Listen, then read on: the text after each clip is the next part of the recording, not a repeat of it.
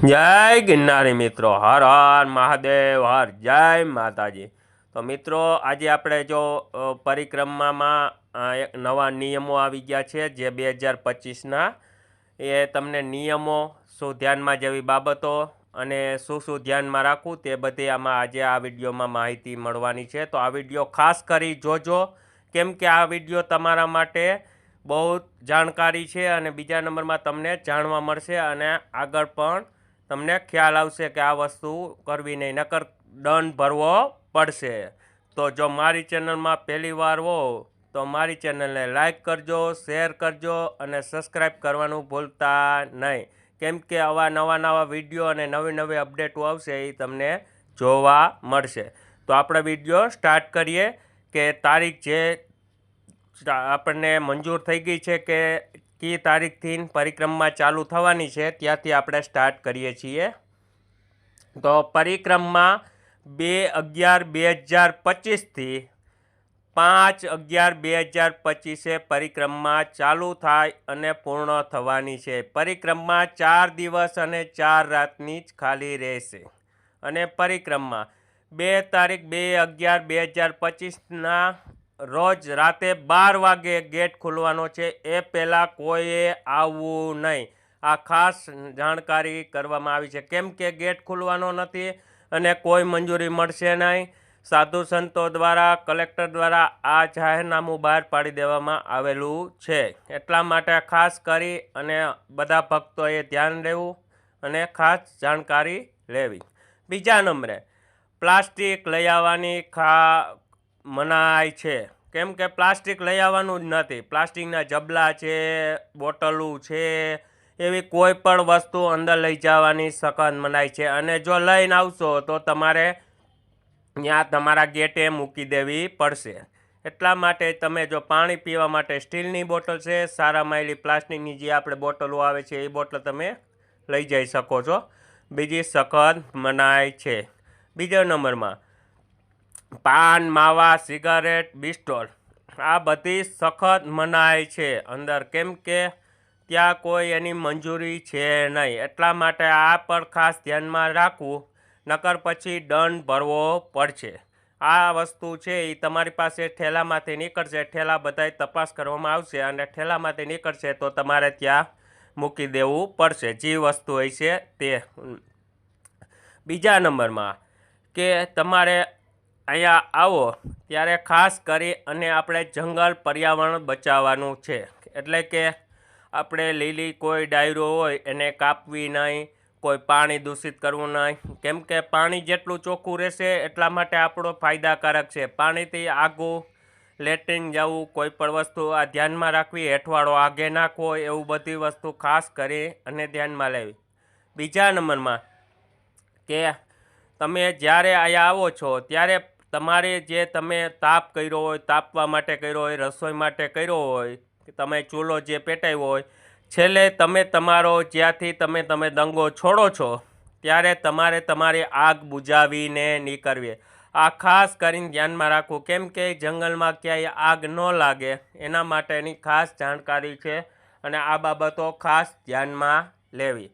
બીજા નંબરે કે અત્યારે વરસાદ જેવું વાતાવરણ છે અને વરસાદ પણ ગમે ત્યારે આવી શકે છે, કેમ કે પોર વરસાદ આવ્યો તો એવી રીતે કોઈ વરસાદને વાતાવરણનું કોઈ નક્કી હોતું નથી, એટલે રેનકોટ છે એવી વસ્તુ ખાસ તમે તમારી બેગમાં લઈને આવવી। બીજા નંબરમાં કે તમારે જે તમારો ઠેલો તમારો હોય એમાં જો તમારે ઠેલો લઈ આવો, ટોચબત્તી લઈ આવવી, પછી તમને ઓઢવા, પહેરવા, પાથરવાનું, કેમ કે અહીંયા ઠંડી પણ એટલી પડે છે એટલે તમારે કોટ પણ લઈ આવવા। બીજા નંબરમાં ટોચબત્તી તો ખાસ કરીને લઈ આવવી અને ઓઢવા, પાથરવા અને પહેરવાનું ખાસ કરીને લઈ આવવું, કેમ કે અનક્ષેત્ર તો ઠેરે ઠેરે છે, એટલે કોઈ જમવાની કોઈને ઉપાધિ કરવી નહીં। જમવાનું ગમે ત્યાં ગમે તે જગ્યાએ મળી જાય છે, કેમ કે અનક્ષેત્રો એટલા અંદર આવેલા છે એટલે એની કોઈ ઉપાધિ છે નહીં। પાણીના પરબ પણ એટલા મૂકેલા છે, ટાંકીઓ પણ એટલી મૂકેલી છે, કેમ કે આ બધી સગવડો પહેલેથી કરી દેવામાં આવેલી છે, એટલા માટે પાણીની કોઈ ઉપયોગી કરવી એ ધ્યાનમાં લેવું. બીજા નંબરમાં પાણી દૂષિત કરવું નહીં. અને ત્રીજા નંબરમાં કે આપણે કોઈ પણ જગ્યાએ રોકાય તો ત્યાં આપણે દંગો જ્યાં હોય કે આપણે આપણી પરિક્રમા અહીંયા જે રોકાવાના છીએ તો ત્યાં આજુબાજુમાં ખરાબ કરવું નહીં. જેમ બને એમ હેઠવાળો છે કોઈ એવી જગ્યાએ કે જ્યાં કોઈ લોકો ના હોય ત્યાં જ એવી જગ્યાએ હેઠવાળો છે ખરાબ કોઈ વસ્તુ હોય તો દૂર નાખી આવવી. અને બીજા નંબરે કે જે આપણને પરિક્રમાનો રૂટ નક્કી કરેલો છે, જે કેળો આપણે નક્કી કર્યો છે તે કેળીએ જ હાલવું, તે રસ્તે જ હાલવું. કેમ કે આડાઅવળી કેળીઓએ ચાલવું નહીં, એટલે કે આપણને કોઈ જાતની બીક લાગે નહીં. બીજા નંબરમાં વન્ય પ્રાણીને પણ કોઈ ડરનો માહોલ ન થાય અને બીજા નંબરમાં કોઈ કાંઈ છેડછાડ ન થાય તે માટે આ ખાસ ધ્યાનમાં લેવું. બીજા નંબરે કે હવે તમે તમારી પરિક્રમા જ્યારે પૂર્ણ કરો ત્યારે તમારે તમારી વસ્તુ જે હોય તે ખાસ કરી અને સાચવવી. બીજા નંબરમાં ઠેલા સાચવવા અને ખીચાખાતરુંથી સાવધાન રહેવું. કેમ કે ત્યાં કોણ માણસ કેવો છે એ કોઈ ખ્યાલ પડતો નથી. અને જો હવે તમારે કોઈ પણ વસ્તુ ગેરકાયદેસર કરશો તો તમારે એનો દંડ પણ ભરવો પડે છે. આ ખાસ બાબત ધ્યાનમાં લેવી. અને જો તમે ત્યાં તમારે દવાખાના પણ અંદર એટલા આવેલા છે, કેમ કે બધી વ્યવસ્થાઓ અંદર કરી દેવામાં આવી છે આરોગ્ય ખાતાએ, કે એટલે દવાખાનામાં દવા પણ વ્યવસ્થિત મળી જાય છે. ને આપણે જરૂરિયાત મુજબ જ દવા લેવી. ખોટી કોઈ દવાઈઓ બગાડ કરવો નહીં કે કોઈ અન્નક્ષેત્રમાં પણ બગાડ કરવો નહીં. આ ખાસ ધ્યાનમાં લેવું. તો મિત્રો, મારી પાસે જે માહિતી તમને હતી મેં માહિતી તમને પૂરી પાડી દીધી છે. તો હજી એકવાર હું તમને તારીખ બહાર પાડી દઉં છું. 2/11/2025 રાતે 12 વાગે ગેટ ખુલવાનો છે અને 5/11/2025 આપણી પરિક્રમા પરિપૂર્ણ થઈ જાય છે. બીજા નંબરે કે આપણી પરિક્રમા 4 દિવસ અને 4 રાતની જ રહેશે.